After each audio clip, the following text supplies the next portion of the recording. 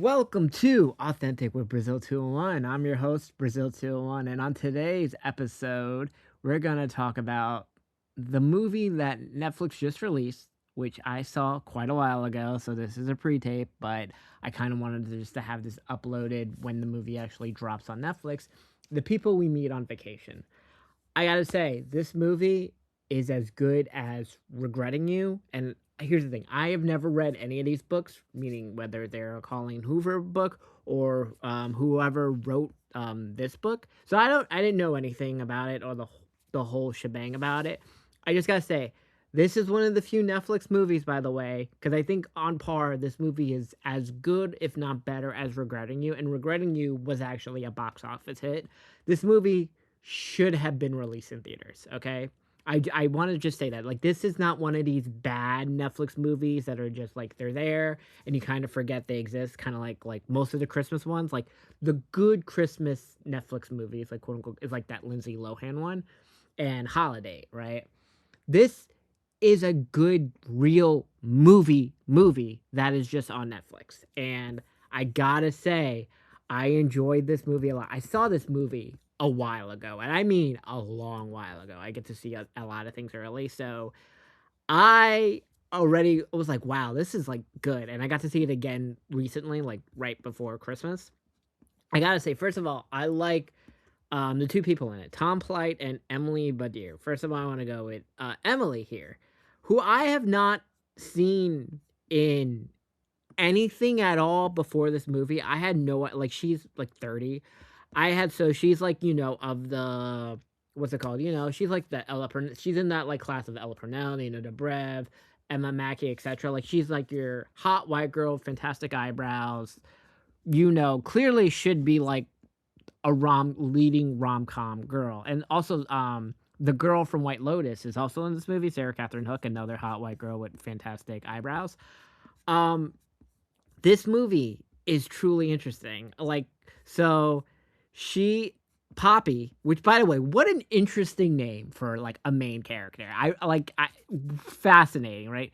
She is, I want to say, an influencer. I'm very like, she's like an influencer for like a fucking magazine in this, and she travels around the world, and she's kind of like, like we all follow that hot white girl on Instagram that's just like always traveling.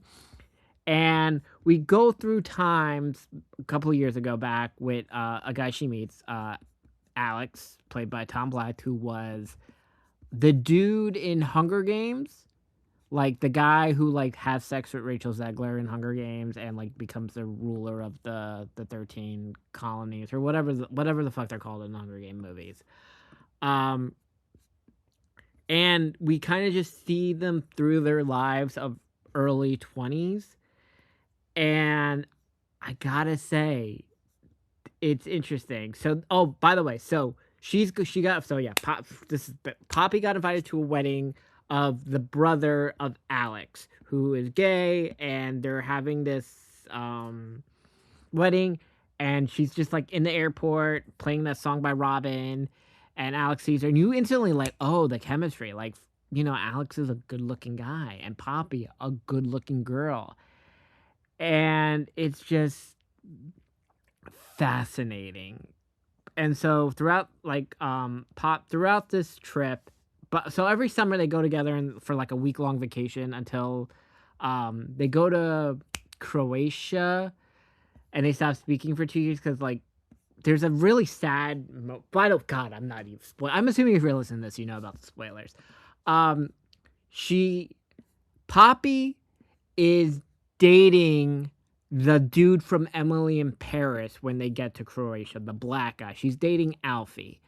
And she ends up missing her period, and she goes to Alex crying in the middle of the night, and they have to get a pregnancy test and plan B and a bunch of other shit. And look, listen, we've all banged somebody and like the condom breaks, etc., and you're like, I have to get the day after pill, and it kind of brings a real fear to that, like, okay, I can never associate with that person ever again that I got them the day after pill for. And it's okay. Also, then she like kisses him after it, and it's interesting. for oh, and by the way, so I've not read the books. I don't know what's different from the book from the show version, right?